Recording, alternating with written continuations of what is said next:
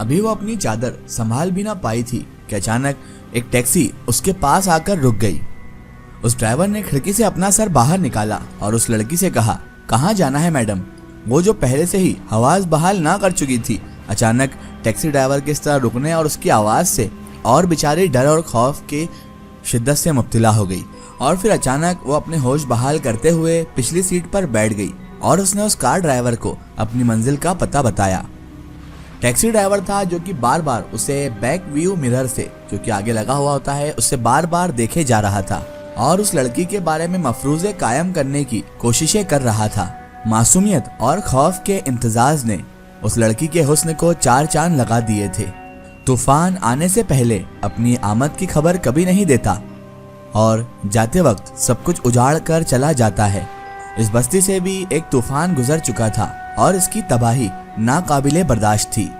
रो रो कर इसका बुरा हाल था और कोई इसे दिलासा देने वाला भी ना था। उसके माँ बाप, बहन भाई और बाकी सब रिश्तेदारों को उस जादूगर ने मार डाला था, लेकिन फिर वो जादूगर अपनी मौत से भी बच ना सका। असल में वो एक शैतानी जादूगर था और उसके आका ने उसे हुक्म दिया था कि अगर वो इस जिन्नाती बस्ती को तबाह बर्बाद कर देगा तो उसका शैतान मालिक, उसका शैतान आका उसे ताकत देगा, रूहानी ताकत, ऐसी ताकत जिसका इस दुनिया में कोई तोड़ नहीं होगा। और इसी लालच के चलते उसने इस पूरी बस्ती को उजाड़ कर तबाह बर्बाद किया था। और उस वक्त जिनजादी सबीना उस वक्त इस बस्ती में मौजूद ही नहीं थी और वो बच गई थी, क्योंकि बस्ती उजड़ रही थी उस वक्त। ये जिनजादी सबीना नामी वहां पर मौजूद नहीं थी और ये बच गई थी।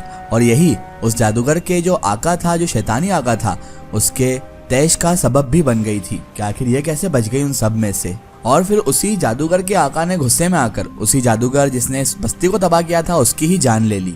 और अब ये जिनजादी सबीना तन्हा रह गई थी इस पूरी दुनिया में और उसके आगे पीछे कोई भी ना था और वो पूरी तरह से लावारिस हो चुकी थी। उस शैतान जादूगर ने उससे उसका सब कुछ छीन लिया था और उसे नाकाबिले यकीन तन्हाई से वाबस्ता करा गया था और तन्हाई में छोड़ गया था। एक पल में सबीना ने फैसला कर लिया था कि उसे अब क्या करना है।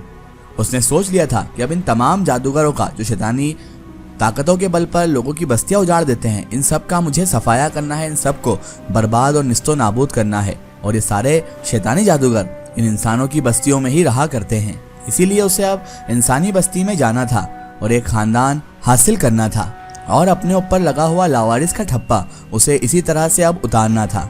और उसका एक वाहिद मकसद था इन सब जादूगरों का सफाया, और वो उसे किसी भी हाल में अब पूरा करना था। आज के रंग की गाड़ी नहीं आई थी, इसीलिए वो रिक्शा कर कर घर वापस आई। ये कॉलेज में सेकंड ईयर की स्टूडेंट थी। रिक्शे ने सुमैया को घर से जरा दूर उतार दिया था और अब वो पैदल पैदल अपने घर की जानिब चली जा रही थी। गर्मियों का मौसम उस वक्त चल रहा था, सारी गलियां सुनसान थी। तभी अचानक सुमैया को यूं लगा जैसे उसके पीछे कोई मौजूद है। उसने घबराहट के मारे, डर के मारे मुड़कर देखा तो उसे पीछे कोई भी ना दिखा, क्योंकि वहां पर कोई भी ना था। कुछ भी ना होने की वजह से वो वापस आगे की ओर चल पड़ी। तभी अचानक पीछे से किसी ने बहुत जोर से सुमैया के सर पर एक जोरदार डंडा मार दिया और वो बेहोश हो गई। और तभी आनन फानन उसी गली में वो जिनजादी सबीना दाखिल हो गई। पता नहीं कहां से वो रूनुमा हो गई। उसने सुमैया को उठाकर यूं अपने कंधों पर डाला जैसे कि वो कोई मोम की गुड़िया हो, जैसे कोई पुतली हो, जिसे उसने आसानी से अपने कंधे पर डाल लिया। और अचानक फिर वो जिनजादी सबीना वहां से गायब हो गई। उसके बाद जब सुमैया को होश आया तो उसने अपने आप को कुर्सी से बंधा हुआ पाया। उससे अब आसपास देखा तो वहां पर कोई भी मौजूद नहीं था। ताहद्दे निगाह कोई भी आदमजाद मौजूद नहीं था वहां पर, ना ही बंदा ना ही बंदे की जात, कुछ भी नहीं दिख रहा था अब सुमैया को वहां पर। वो इस वक्त एक नकलिस्तान में कैद थी। तभी अचानक उसे अपने ठीक सामने से कोई आता हुआ दिखाई दिया। जब सुमैया ने नजरें गड़ाई और गौर से देखा तो उसने देखा कि ये तो कोई लड़की है और उसने सफेद रंग का लिबास भी पहन रखा है। सफेद रंग के लिबास में कोई लड़की उसके ठीक सामने से चली आ रही थी उसी की तरफ। और उसके बाद वो लड़की जब सुमैया के बिल्कुल करीब आ गई तो उसने बोलना शुरू किया और सुमैया को बताया कि हमारा नाम सबीना है और हम एक जिनजादी हैं। आप हमारे हुस्न से निकलकर ये सोचने पर अपनी जहनियत को लगाएं कि आप इस वक्त नखलिस्तान में हमारी कैदी के हैसियत से हमारे पास हैं। तभी सुमैया के दिमाग में एक ही ख्याल आया कि अभी तक मैं घर नहीं गई, पता नहीं मेरे ताया जान किस कदर परेशान और किस कदर मुसीबत ज़दा हो चुके होंगे, क्योंकि मैं उनके घर अभी तक नहीं पहुंची हूँ, यानी कि अपने घर। अभी ये इसके ध्यान में चल ही रहा था, तभी सबीना जिनजादी सामने से बोली, हाँ ये तो सही सोच रही हो तुम सुमैया, तुम्हारे ताया जान हकीकतन बहुत ज़्यादा परेशान होंगे। तभी उस जिनजादी के मुंह से बात सुनकर सुमैया हैरान रह गई और सुमैया कहने लगी, तुम्हें कैसे पता कि मैं यही चीज़ सोच रही हूँ कि मेरे ताया जान परेशान होंगे? तो सबीना जिनजादी कहने लगी, शायद आपने सुना नहीं कि मैं एक जिनजादी हूँ। और उसके बाद वो कहने लगी कि हम जिनजादियों के पास, जिनजादों के पास ये ताकत होती है कि हम दूसरों के दिलों की बात जान लेते हैं। और आखिरी अल्फाज में सबीना का लहजा जो है भराया हुआ महसूस हुआ। तभी सुमैया को गुस्सा आ गया और वो गुस्से से बोली, क्या तुम बकवास करे जा रही हो कब से? मैं तुम्हें कब से सुन रही हूँ। इस साइंटिफिक ज़माने में कोई जिनजादी, कोई भूत, कोई कुछ भी नहीं होता है ऐसा। ये तो सिर्फ और सिर्फ हमारी बनाई हुई कहानियां ही हैं, समझी तुम? तभी सबीना को भी गुस्सा आ गया और उसने कहा, बेवकूफ़ आदमजादी, तुझे अभी मैं यकीन दिलाती हूँ कि मैं कौन हूँ, जिनजादी हूँ या कोई नाटक करने वाली। इतना कहते ही वो सबीना नामी जिनजादी लड़की से एक खूबसूरत परिंदा बन गई और उस कुर्सी के जिस पर सुमैया को बांध रखा था उसके आसपास फेरे लगाने लगी, उसके आसपास घूमने लगी। और खौफ की वजह से सुमैया की चीखें निकल आई। उसके बाद सबीना वापस अपनी असली शक्ल में आई और आकर कहने लगी, अब तो तुम्हें यकीन आ गया है ना कि मैं कौन हूँ, इंसान हूँ या जिनजादी हूँ?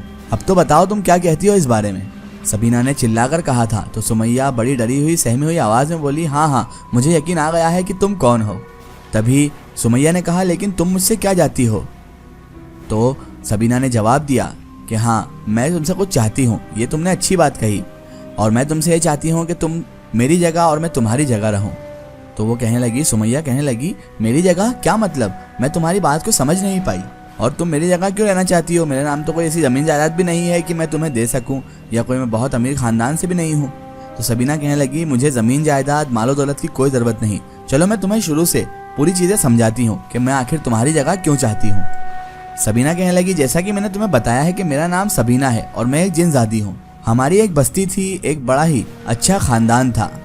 वो बस्ती उजड़ गई और मैं पूरी तरह से लावारिस हो गई, मगर अब हमारी जिंदगी का सिर्फ एक ही वाहिद मकसद बचा हुआ है, और वो है इन तमाम जादूगरों का खात्मा जिन्होंने हमारी बस्ती को तबाह किया, जिन्होंने हमारी बस्ती को बर्बाद किया। और इस पूरे वाहिद मकसद के लिए मुझे इंसानी बस्ती में रहना होगा, इंसानों की तरह जिंदगी गुजारना होगी, क्योंकि ये जादूगर, शैतानी जादूगर और ये साधु इंसानी बस्तियों में ही रहा करते हैं, और मुझे इंसानी बस्ती में रहने के लिए तुम्हारी मदद की ज़रूरत है। तभी सुमैया कहने लगी, मैं तुम्हारी मदद कैसे कर सकती हूँ पर इन सब में? तभी सबीना ने एक जोरदार कहकहा लगाया और अचानक उसकी सूरत बदलने लगी, और उसने अचानक से ही सुमैया की सूरत इख्तियार कर ली। अब उसकी जगह पर एक और सुमैया खड़ी थी, ठीक उस सुमैया के सामने जो असली सुमैया थी। सुमैया तो उसे देखकर घबरा ही गई और कहने लगी, ये तुमने मेरी शक्ल कैसे इख्तियार कर ली? तुम मेरी शक्ल में कैसे आ गई? तो वो हंसते हुए कहने लगी, हम तुम्हें कितनी बार बताएं कि हम एक जिनजादी हैं, हम किसी का भी रूप इख्तियार कर सकती हैं। तुम्हारा क्या, मैं तो किसी परिंदे का, किसी जानवर का रूप भी इख्तियार कर सकती हूँ। तभी सुमैया की बात समझ में आई और कहने लगी कि अच्छा अब मैं समझी, तुम मेरी जगह सुमैया बनकर मेरे घर में रहोगी, है ना? अब सुमैया ने हैरत से पूछा था। तो वो कहने लगी, हाँ हाँ मैं बिल्कुल यही चाहती हूँ। तो सुमैया कहने लगी, तो फिर मेरा क्या होगा? क्या मैं इस वीराने में कैद रहूंगी? और उसके बाद सुमैया कहने लगी, देखो तुम कोई भी हो, जिनजादी हो या इंसान हो, तुम्हें अल्लाह का वास्ता मुझ पर इतना बड़ा जुल्म ना करना और मुझे मेरी फैमिली से जुदा ना करो। मैंने तुम्हारा क्या बिगाड़ा है आखिर?